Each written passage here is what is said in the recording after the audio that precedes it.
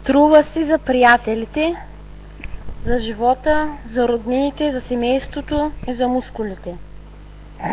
Гангста. Ето ми после да ми кажете, че не се виждам. Ами струва си да вярваш на определени хора. Струва си за едно приятелство, но само ако е истинско. Струва за всички твои приятели, роднини и семейство. Струва си за класната. Струва си за всичко... Не говоря за материалността. Да, на едно дете, 13 годишно.